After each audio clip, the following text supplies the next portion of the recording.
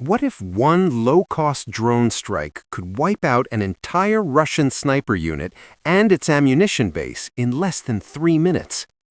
At 4:28 a.m. on January 10, 2026, a deep, rolling shockwave tore through the industrial outskirts as two explosions detonated just 4 seconds apart.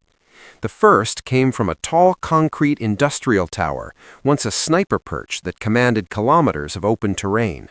The structure didn't burn or collapse slowly. It ballooned outward for a split second, as if the air itself had expanded inside it, then folded inward, dropping thousands of tons of concrete and steel straight down onto its own foundation. Before the dust could settle, a second blast erupted 480 meters away at a railside logistics compound. A storage block packed with artillery propellant ignited. Flames punched more than 180 meters into the air, briefly turning the pre-dawn sky orange. Freight cars on the siding flipped like toys. Windows shattered in villages over 6 kilometers from the epicenter. There was no firefight, no warning sirens, no visible attackers. Russian units reacted only after the fact. Radios crackled, generators roared to life, floodlights swept smoke and debris. But by the time boots hit the ground, the battlefield had already changed. The sniper tower was gone. The ammunition hub was no longer a hub, just burning wreckage and twisted rails. What made the moment unsettling wasn't only the scale of destruction, it was the absence of a battle. No jets overhead, no missile trails, no incoming artillery, just silence, followed by consequences. Somewhere far beyond the horizon, the operators who launched the strike were already gone, engines cold, screens dark. They never waited to see the fireball. If a strike leaves no warning at all, what could you even do to stop it? Minutes before the explosions rewrote the map, the warning finally came. At 4:15 a.m., the Panzer S-1 radar flared to life, flooding its screen with alerts. 5 low-altitude targets appeared almost simultaneously, all inbound, all fast. Their signatures were small but unmistakable. This wasn't a false alarm. The system switched to combat mode instantly. At 6.1 kilometers, the first interceptor missiles launched. 2 streaks of fire cut through the darkness. One drone vanished in a clean flash.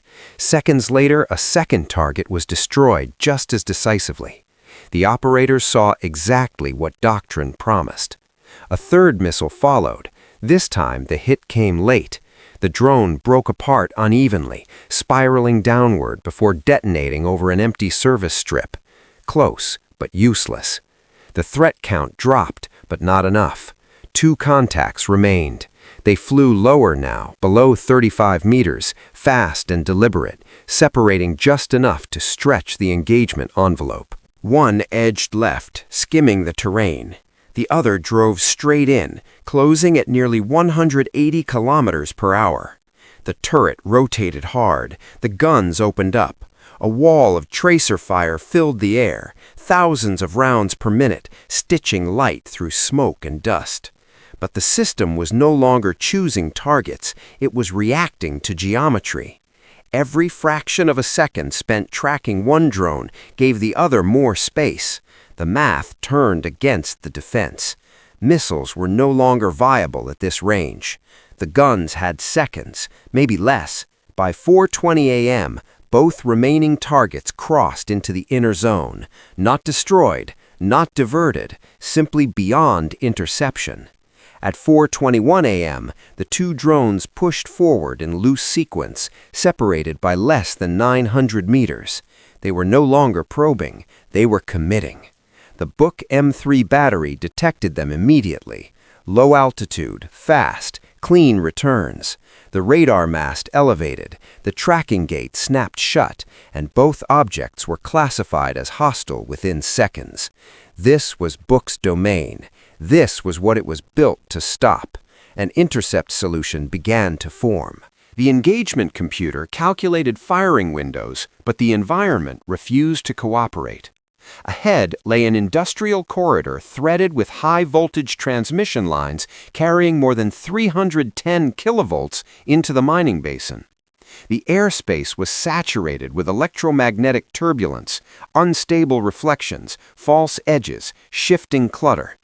Buck adjusted, then adjusted again. The drones descended slightly, stabilizing between 29 and 32 meters, flying parallel to the cables at nearly 175 kilometers per hour. Their signatures flickered, not disappearing, but losing coherence. The radar struggled to hold a stable track, tightening filters to suppress interference. As the filters closed, the targets didn't vanish, they degraded. Range confidence dropped, velocity estimates fluctuated. The fire control solution wavered just enough to stall authorization. Launching under those conditions risked a miss, or worse, a false intercept. Buck hesitated for seconds that mattered. At 3 kilometers, the system attempted reacquisition, widening the gate. Returns surged, too many of them. The corridor was classified as contaminated. Threat priority fell. The launch command never came. No missile left the rail. The 2 drones passed through the engagement zone untouched, carrying a combined payload of more than 450 kilograms of high-energy explosives. Jamming intensified. The drones shifted to autonomous mode. The radar kept scanning, searching for targets that behaved correctly, targets that followed doctrine. By 4:22 a.m., both objects were beyond Buck's effective range. From that moment on, the defense no longer controlled the battle. It was only reacting to consequences of a decision it didn't realize it had made. At 5:16 a.m., the drones chose to disappear. As Russian electronic warfare units saturated the sector, the air filled with noise. GPS and GLONASS bands were crushed under wide-spectrum jamming.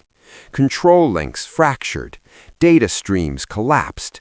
Anything dependent on satellites went blind within seconds.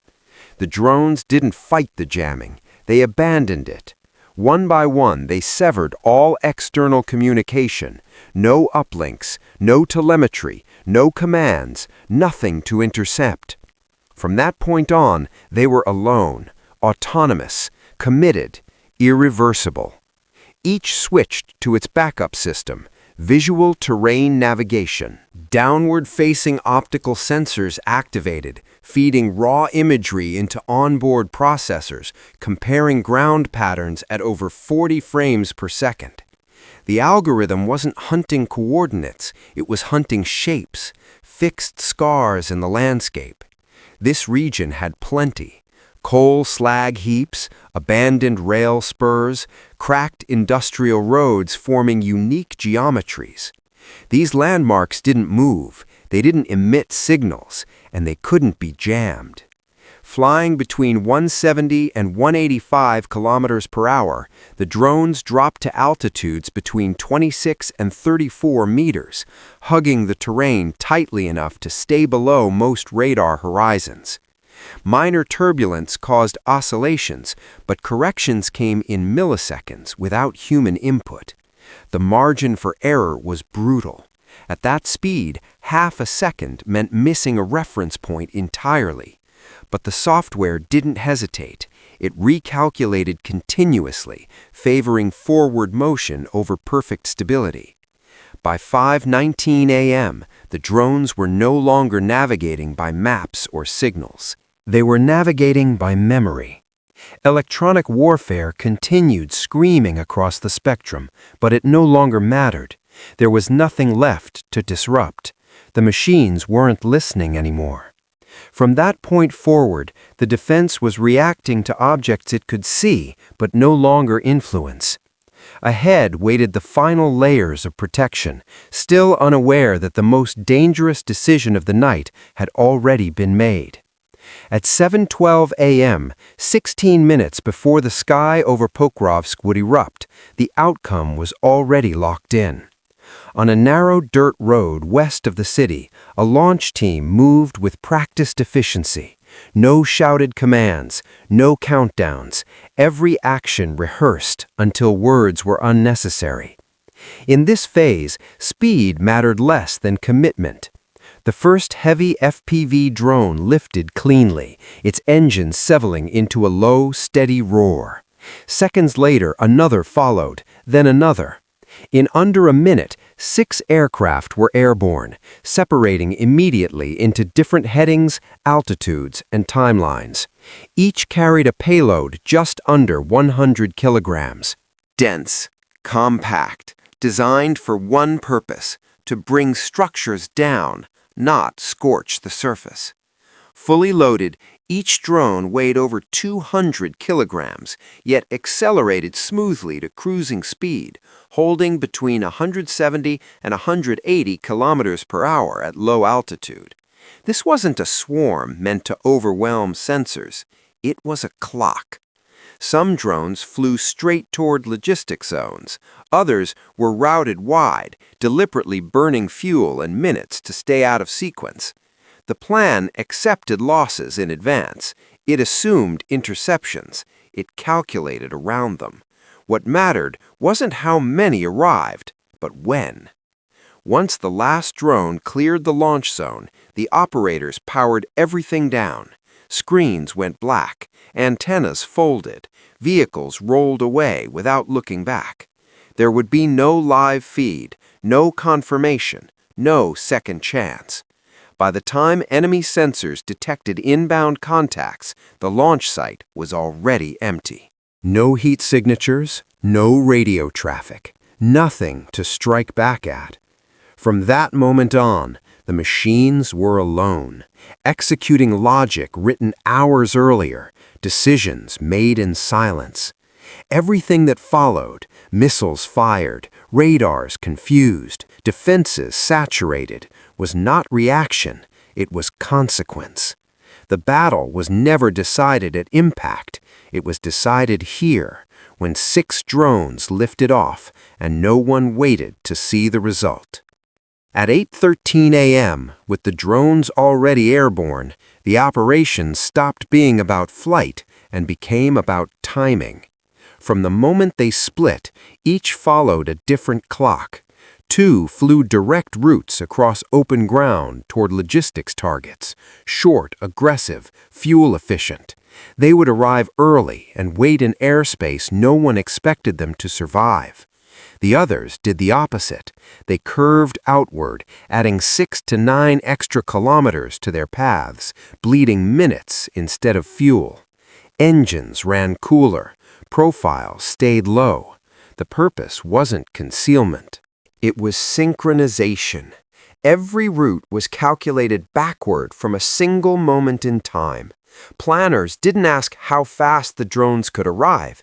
They asked how late they could arrive and still strike together at cruising speeds between 165 and 180 kilometers per hour. Even a 30-second gap would shatter the plan. So the drones adjusted constantly, minor throttle changes, altitude corrections under 5 meters, micro delays invisible on radar but decisive in reality. By 8:14, Russian early warning systems registered scattered contacts. Not enough for panic, not enough to justify high-cost intercepts. The picture looked messy, unimportant, targets arriving from different directions at different times with no clear center. That confusion was intentional. A defense reacts to what arrives first. Collapse comes when everything arrives together. By 8:16, the clocks aligned. Fast drones slowed. Wide route drones closed distance. All converged on the same invisible deadline, measured not in coordinates, but in seconds.